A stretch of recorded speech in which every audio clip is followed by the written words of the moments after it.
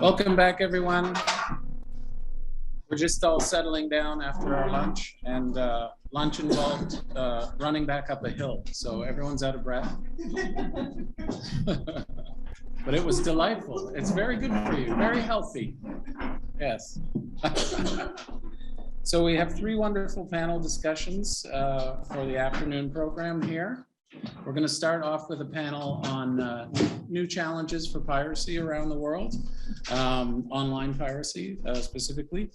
Then we will be talking about modern remuneration solutions for creators, and I think we mentioned one of those this morning, Author Share program in the UK, very interesting program. And then our final panel will be discussion of the situation of authors in Iceland, and we have some Icelandic authors here who will discuss that. So let's move to the first one, new challenges for piracy. From a Canadian perspective, we have this legal problem in Canada that maybe a lot of our members have, in that the pirate sites are not located in Canada, so there's very little that Canadian law can do to reach in and punish them. So we do a lot of international cooperation on large piracy issues, and Mary from the Authors Guild in the United States will be discussing some of the big ones that we've cooperated with them on. But first, let me introduce the panel. So online we have Thomas Dillon, who is legal counselor at the World Intellectual Property Organization. And I'm not sure if I'm seeing Thomas yet. Are you there, Thomas? That's a house. That's a house. There he is. I'm here, if you can hear me. Nice to see you. Welcome to the meeting. Thank you. And we have Pierre, Olivier, Lesburguères, Manager of Policy and Regional Development at IFRRO. Pierre, are you here? He's here? I'm here. I'm here. Oh, good. Okay. Hey, Pierre, nice to see you. I haven't seen you in a while. Let's see. Yeah. And we have Mary Rasenberger, who is the Chief Executive Officer of the Authors Guild in the United States. So why don't we just go in that order? And Thomas, can you give us your perspectives from WIPO on new challenges for piracy online? Thank you very much. I'd be delighted to do so. I see that the host has disabled screen sharing. So if I could be made a co-host, then I can show a few slides.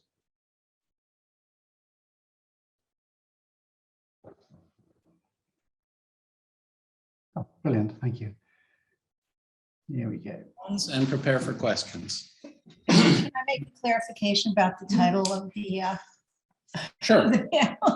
we were laughing about it. It sounds like new challenges for pirates. It's not challenges for pirates, it's challenges for combating piracy. Yes. Yes, we're not interested. We're not interested in the problems of the pirates. Yeah. We want to be the problems of the pirates. Yes. I got it. Okay. We're set to go. Thomas, please.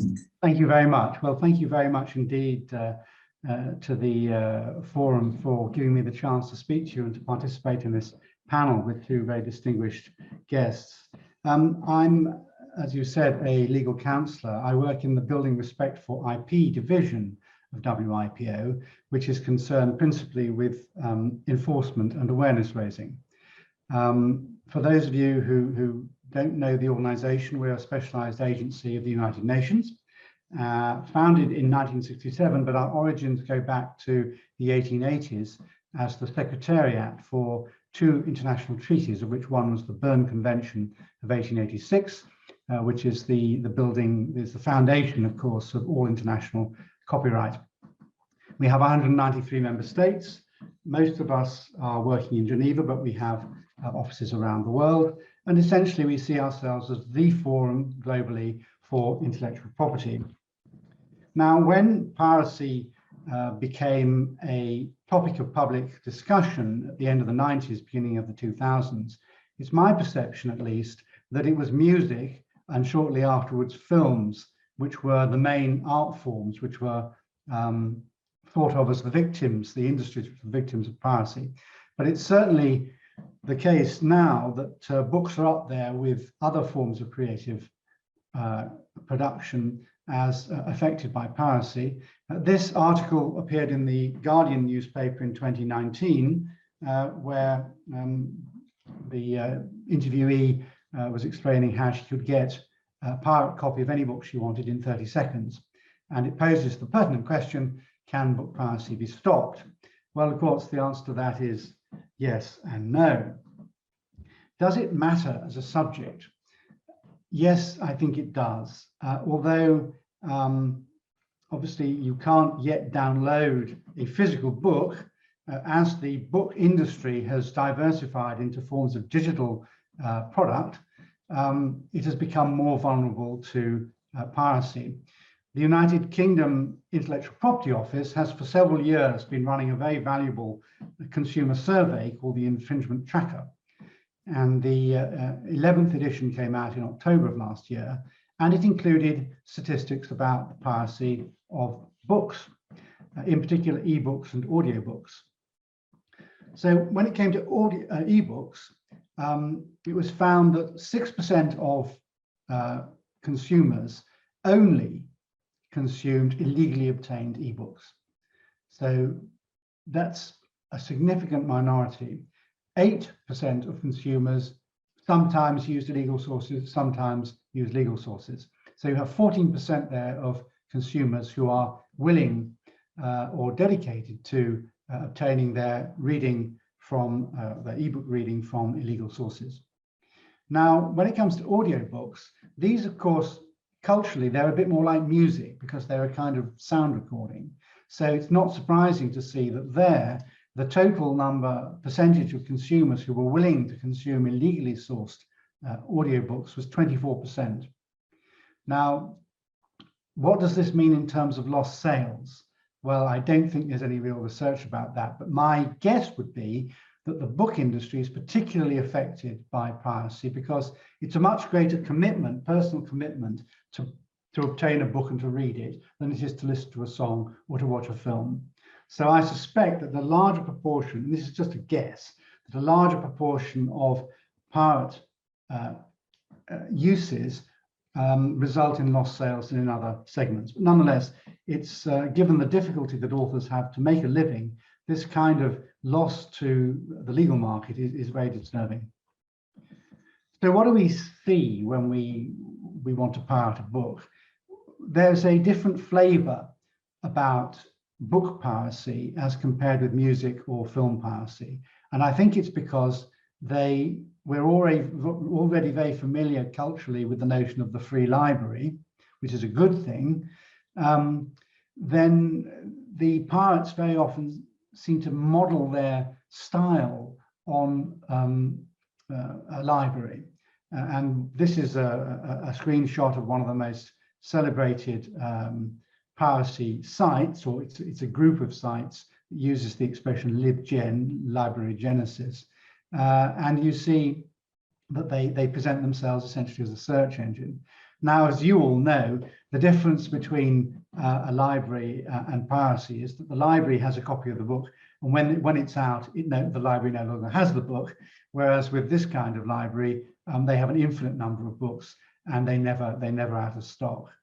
So it's not a library at all, it's a criminal enterprise.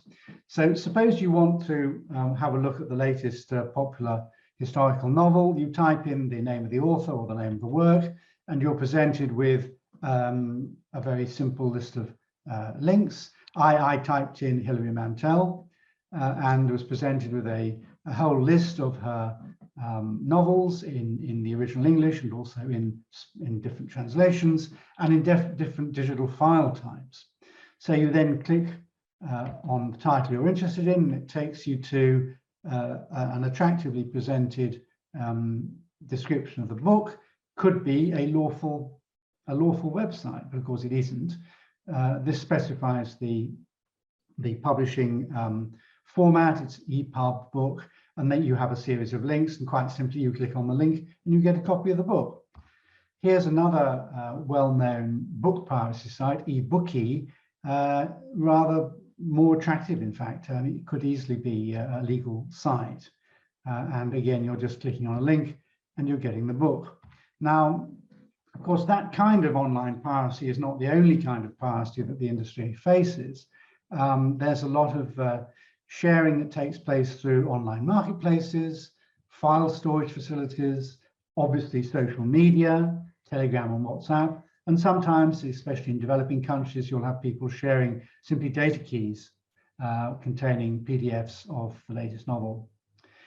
And then we haven't, unfortunately, lost the old school piracy. There's still a lot of physical piracy, especially of educational books, copy shops, which are set up in Africa, for example, to simply make copies of copyrighted school books. And then there are still people printing hard copies.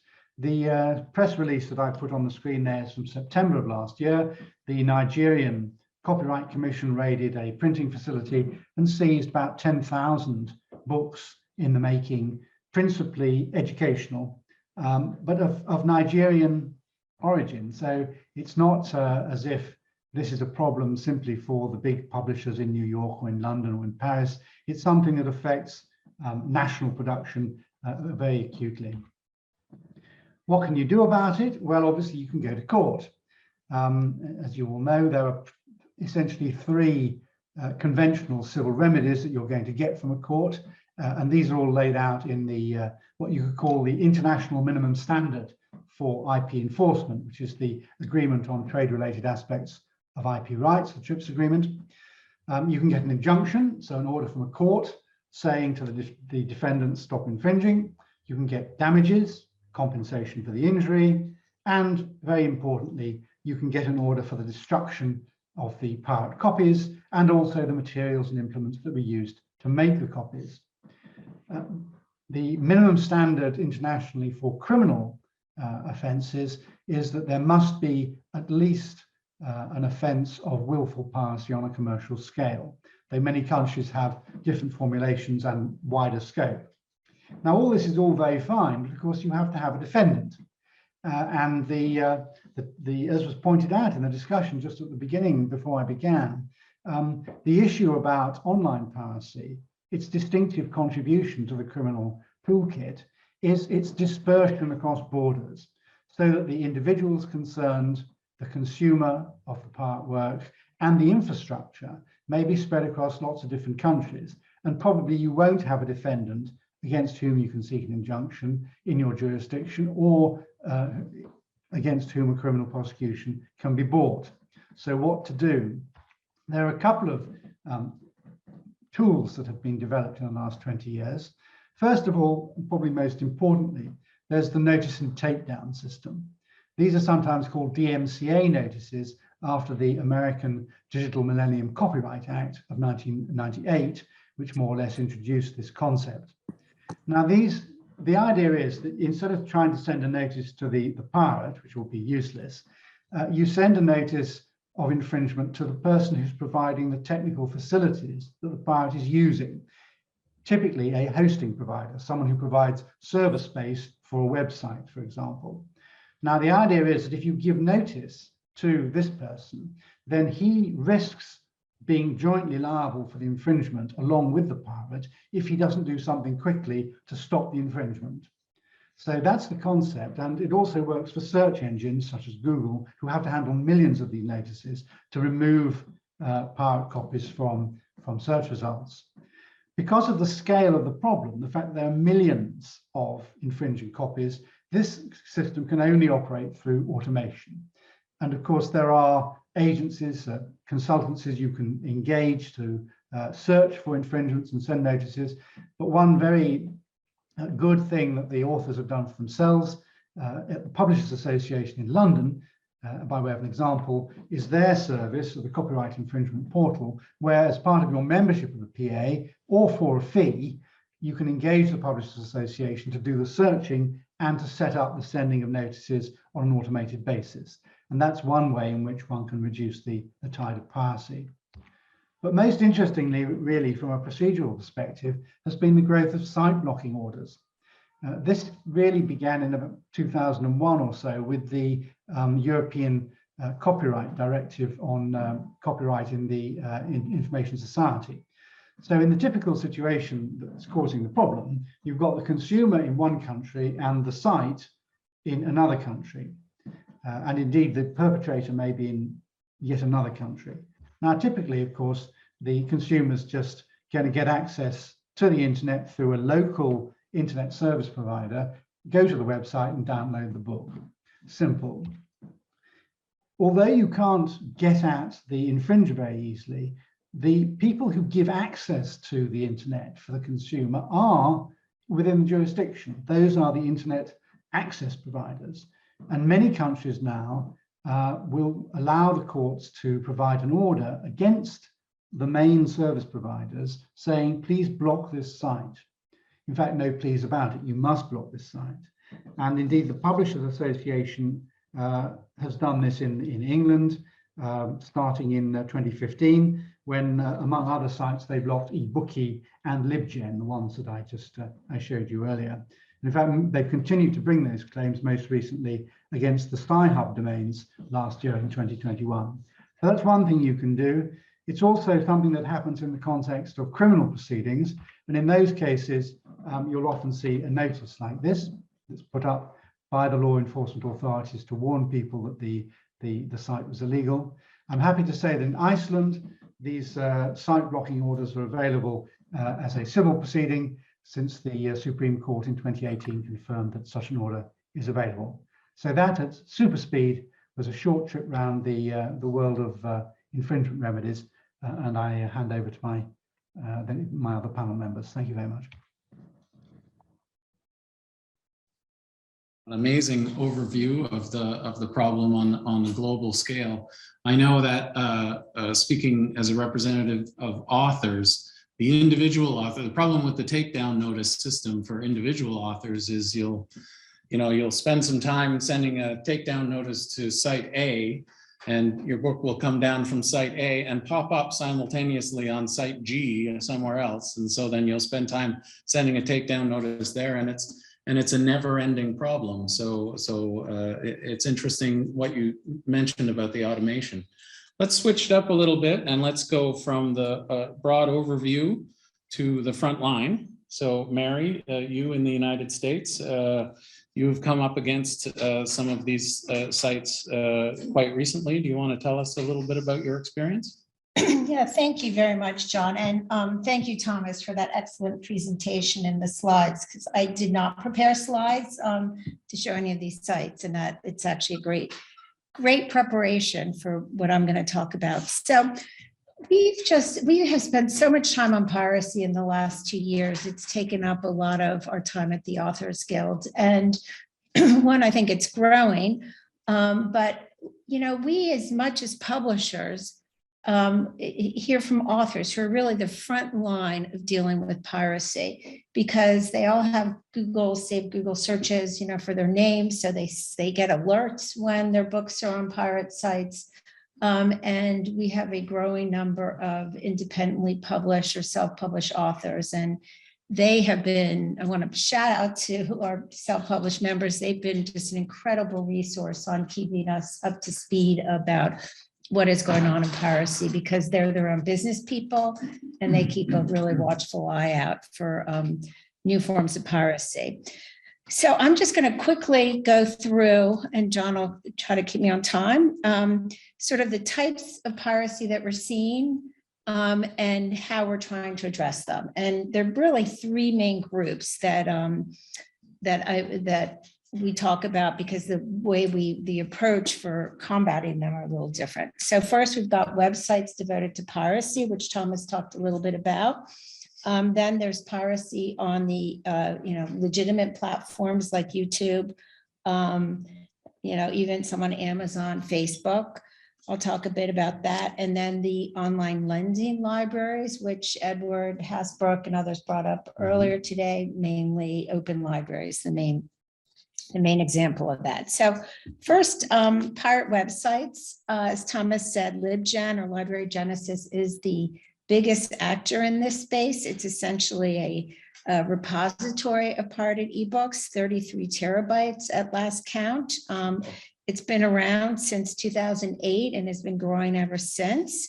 It has an estimated 2.4 million nonfiction books, 80 million science magazine articles, 2.2 million fiction books through various domains. And it is not just one site, it's a repository. It has countless domains that it can be accessed through.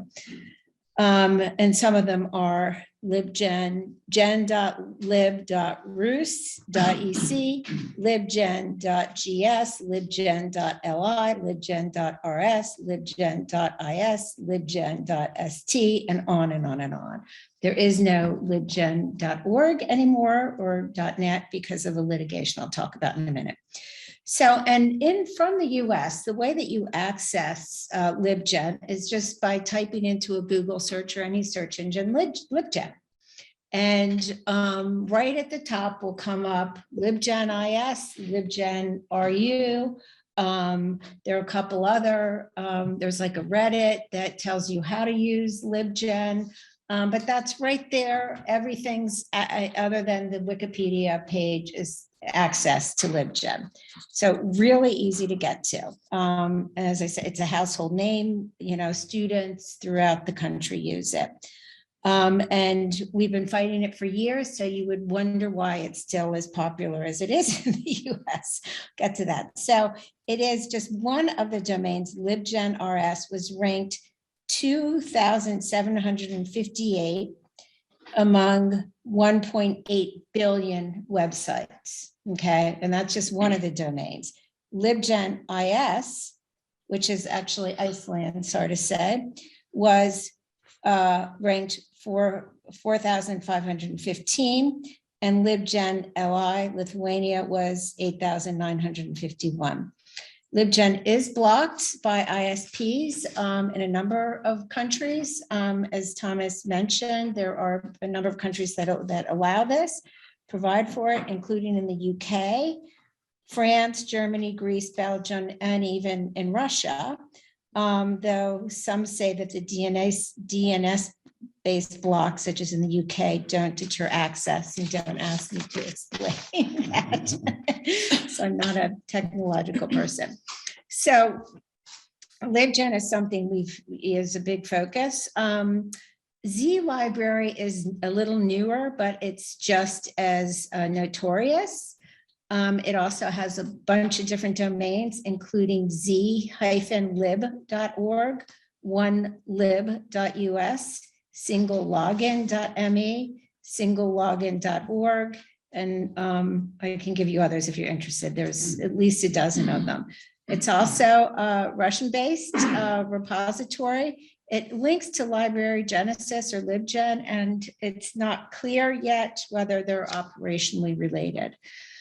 As of March, just at March 20th, just a few days ago, the hashtag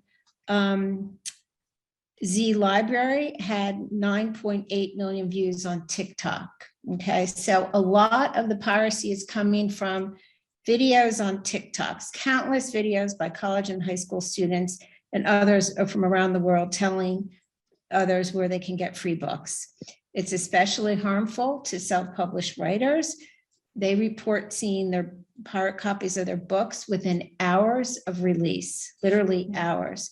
So one independent author, Serena Bowen, who's been really helpful to us dealing with piracy and knowing about different forms, she says, Z Library is killing us. A book we release in the morning is up on Z Library by lunchtime. All my books are up there. Furthermore, all the books I've published in my new imprint are up there. She also has her own imprint and publishes other authors. So I have dozens of authors in despair. It isn't only the site that hurts us, but it's the site keeps showing up on TikTok videos. So then we've got audiobook. This is an audiobook site called audiobookbay.nl. And then there's a bunch of other piracy sites, some of which Thomas already mentioned. I'll mention a few others that are big in the US, greycity.net, freeebooks.net, epub.pub, that's been around for a while, readfrom.net, booksvooks.com. And, at least once a week we hear about new pirate sites. So This is the most widespread and hardest form of ebook piracy for us to stop. And as you mentioned, Thomas, the sites, the assets and the operators are in foreign countries.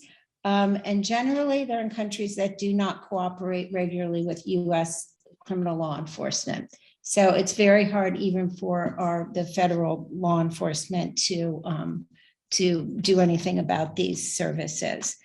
So, the first thing you can do as an author is send takedowns, right?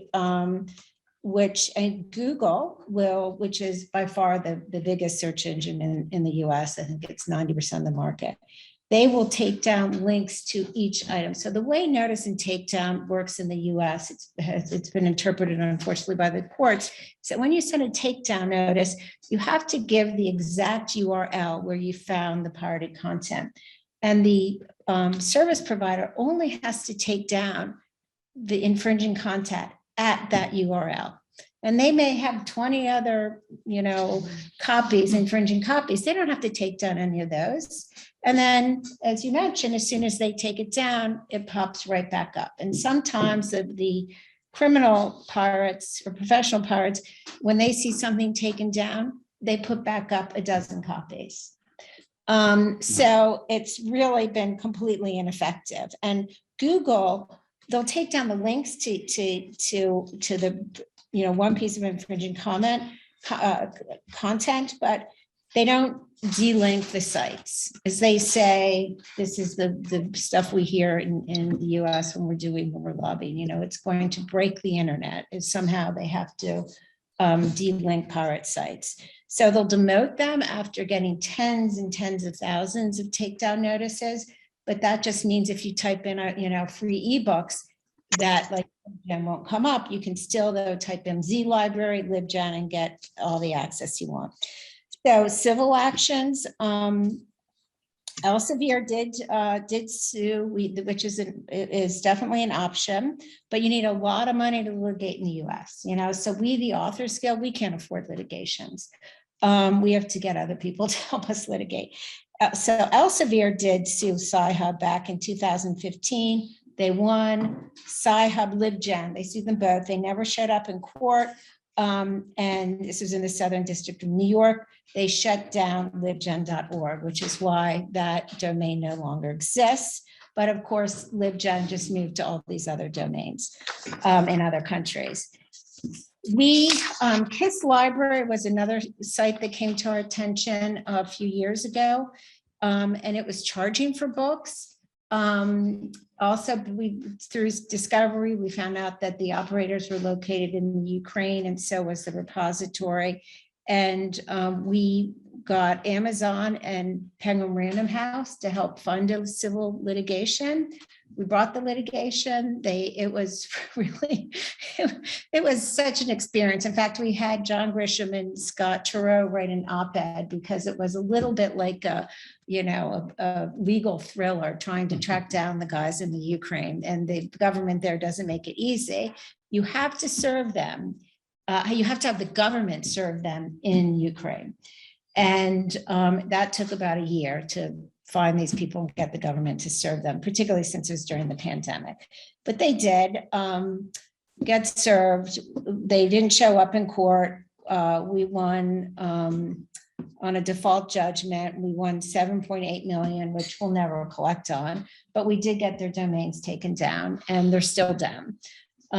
So that's good. So if anyone's interested, that case was really eye-opening. It was interesting, but again, we couldn't have done that on our own. It's very expensive litigation. So now there are discussions on the Hill about creating a new targeted law that would allow copyright owners to bring an action in court to mandate that service providers, the intermediaries, the broadband services, take action to limit users' access to those sites. So this is a little bit like blocking, but we're not allowed to call it blocking. This is how ridiculous lobbying is in Washington right now. We can't call because the ISPs have a lot of power. But a court has to find that they are a dedicated foreign pirate site, And then you can go to the ISPs and or get them to block this, limit access. So let me just move on to piracy on existing legitimate platforms. So there's, YouTube has audiobooks, Google Drive, Microsoft Live, and other file storage and sharing platforms are used by pirates to share books. Microsoft's LinkedIn file share was also being used in this way. And we got in touch with Microsoft and they did help us. And it was actually a really interesting experience. We have an online forum. We have about 12,000 members now, and a number of them are very active. And so they all started sharing information about what books of theirs were on file share. And they, we asked them to send takedown notices and report back what happened. And almost all of them said, well, it got taken down, but then 12 copies got put back up. So we were able to share that information with LinkedIn, and they worked with us to find a way to make users authenticate before they could post content. And that seems to have solved the problem. We also had problems with entire groups on Facebook dedicated to piracy. Mostly romance. And romance authors in the US have mostly moved to self-publishing, not all, but that's really where they find they make the most money. So they got very involved in their Facebook groups with 6,000 members where they just shared books, and they had a big presence in Latin America too. Again, Facebook would only take down single books. They wouldn't take down whole groups. So the authors came to us and we reached out to Facebook and we did get them to take the groups down. And we haven't been hearing about this in the last year. So hopefully that's not a problem anymore. Now, Amazon, Google Play, and Apple iBooks, those are the big legitimate ebook retail platforms. They all have used fingerprinting and filtering technologies. So pirated books don't usually get through. Occasionally they do.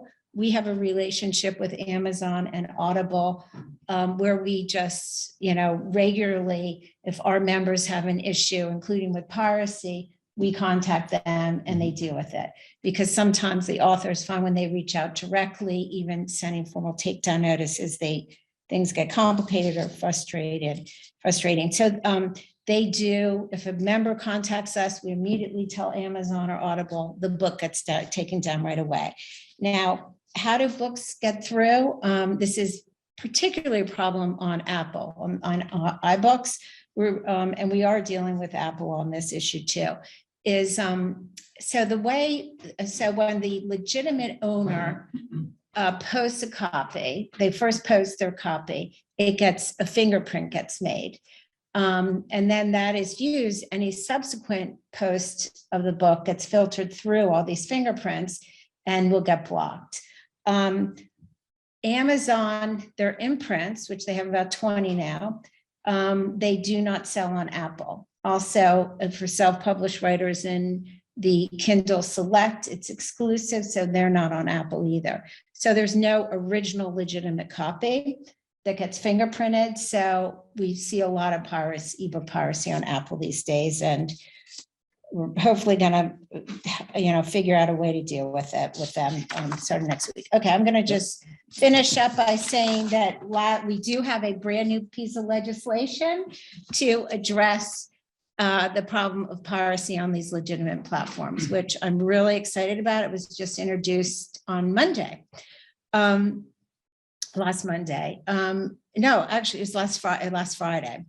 Losing track of time, really new. So it will develop a rulemaking process in the Copyright Office where they will designate certain technical measures like filtering that certain OSPs would have to use for certain works, right? And then once the Copyright Office in the Library of Congress, once they get designating through this rulemaking process, which will be every 3 years, then if the OSPs that are included for this particular technology, designated technology, if they don't use them, as a copyright owner, you can sue the service provider and get damages. And the service provider will not be liable for infringement. So we're really excited about that. We've been working on that for about a year, and it finally has become public. And yeah, I was going to talk a little bit about library, the Lending and Internet Archives Open Library, but maybe we can talk about it later if there's time. Maybe if there are questions. Yeah, that's exciting news about the legislation. Yeah. That's excellent. Yeah. Okay, let's go to Pierre at IFRRO, which is, as we know, the International Organization of Collective Management Organizations. And how are collective management organizations confronting piracy, Pierre? Well, I'm stricken by what I heard before, but it's not my position to be commenting on that, I guess. Caroline, I guess you'll be the person who will be making any comments. So what I meant to say is first regarding an initiative taken by our member CIDRO, which is the Spanish IFRRO, so the organization that is dealing with reproduction rights in Spain, where they've been dealing with Telegram. So the fact that books and all the kind of printed works are being shared and shared with through the organization. So they've been taking action against them and successfully so. So they've been finding a way of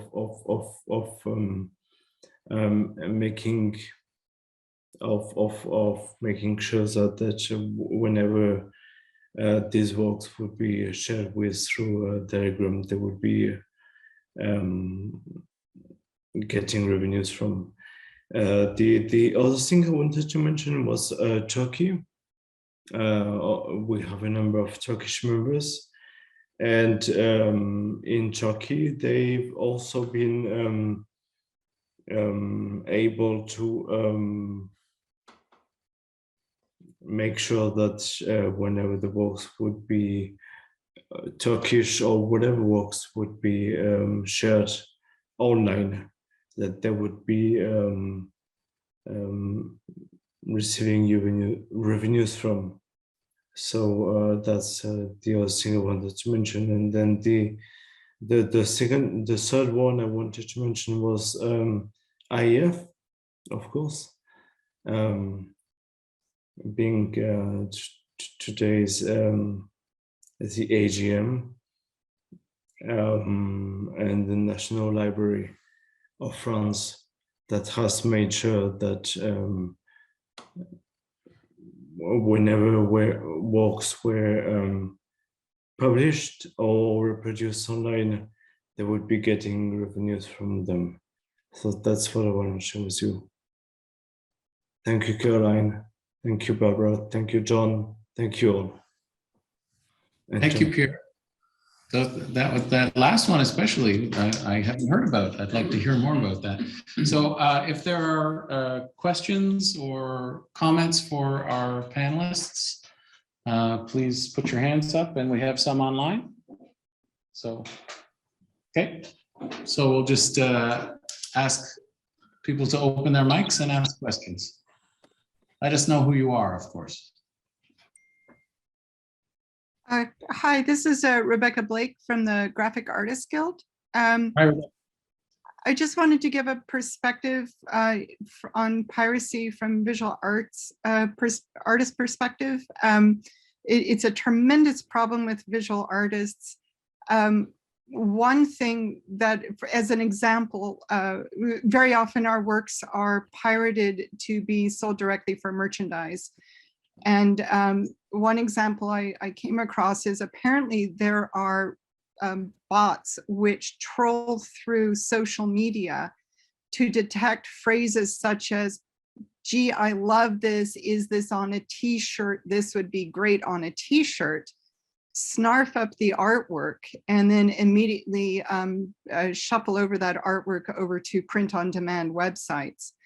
And a group of illustrators figured out this was happening by creating line art or word art that said, this artwork is pirated. Somebody posted it to their social media accounts, and it had all their friends enter in comments saying, gee, this would be great on a t-shirt. And within a day, that artwork was appearing in these print-on-demand marketplaces. It was text saying this artwork is pirated, which I thought was a kind of a humorous way to sort of combat piracy. But the other comment I wanted to make is, and I'm wondering if Mary's got any insight onto this, up until 2016, which is when I last saw these reports, the process for issuing a takedown notice on Google was notoriously difficult. There was one fellow who actually posted a step-by-step, and he calculated it was over 46 steps to issue a takedown notice on Google. Somebody else showed that prior to 2016, Google made it so difficult that the field in which one would enter in the URL for the infringing website had been set so that you had to manually enter it. And as you know, very often these URLs are just streams of characters, 30 characters long or more. So you had to enter that in without any typos manually. They had set the field so you couldn't cut and paste. After a videographer pointed this out in a blog post that went viral, coincidentally, that field was then set to accept, cut, copy and paste. But I'm wondering if the DMCA notice with Google is still so hostile to rights holders. Thank you so much, Rebecca. And I see that Melissa has got another question. Caroline, would you like to answer to it, or would you like that I do? Should I respond to that? Maybe Mary can answer. Yeah, go ahead, Mary. Oh, sure. So Google's gotten a little better, Rebecca. Thanks for asking that question and the example about image piracy, which, I mean, we've had many conversations. It's such a huge problem, and hopefully our new copyright small claims court, the CCD, will help with that. But we should talk, because we have ongoing conversations with Google, and if it's still, that hard for people to send takedown notices, we don't hear that from our members, but we should address it. Google, one form of piracy that Google has somehow gotten rid of was there were these on Google Shopping, there were these stores that would pop up that didn't have web domains, so you couldn't Google search them, but they were right on Google Shopping. And we started publicly complaining about them, and they were gone. So that's a good way to deal with Google, is public humiliation. Okay, so I'm sure there are other questions, but actually, in the interest of time, I think because we have another 2 panels, I'm going to call it. Also, because I'm not emotionally prepared to talk about piracy anymore. I want to talk about author remuneration. But I did want to thank Rebecca for the use of the verb to snarf up, which I will steal. And thank you for that. To snarf up. Very nice.